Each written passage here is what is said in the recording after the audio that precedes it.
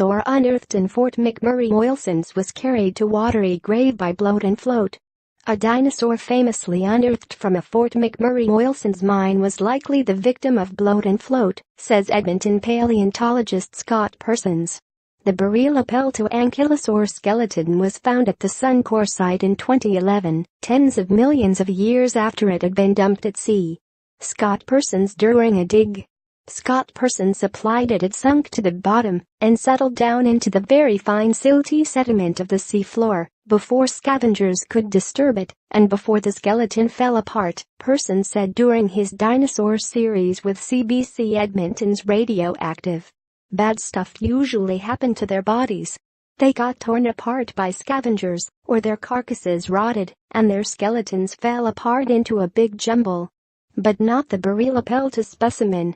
Much like the opening scene of a murder mystery, a few hard-working laborers were going routinely about their jobs at the remote mine when they stumbled across the specimen.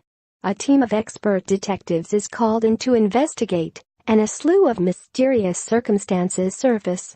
The fossil, which is now the centerpiece of a recently opened exhibit at the Royal Tyrrell Museum near Drumheller, is part of a larger paleontological mystery, said Persons, a PhD student at the University of Alberta. The armored herbivores, not much larger than the modern hippo, were land animals, but their fossils are most often found areas that were once submerged in prehistoric ocean. How did the Suncor ankylosaur reach its watery grave?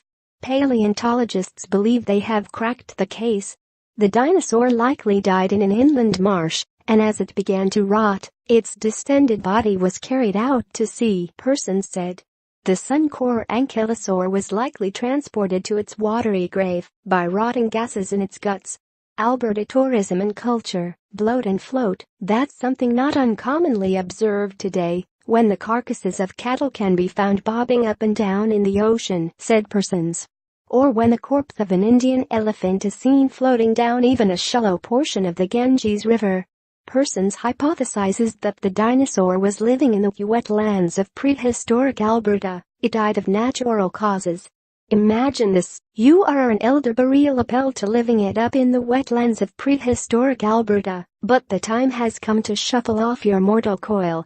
It died, but not in a violent way, said Persons. You aren't torn apart limb from limb by a hungry tyrannosaur or pack of raptors. You're done in by a disease, or a heart attack, or maybe you drank some bad swamp water, Persons said. As your body sits in the subtropical sun, you start to rot.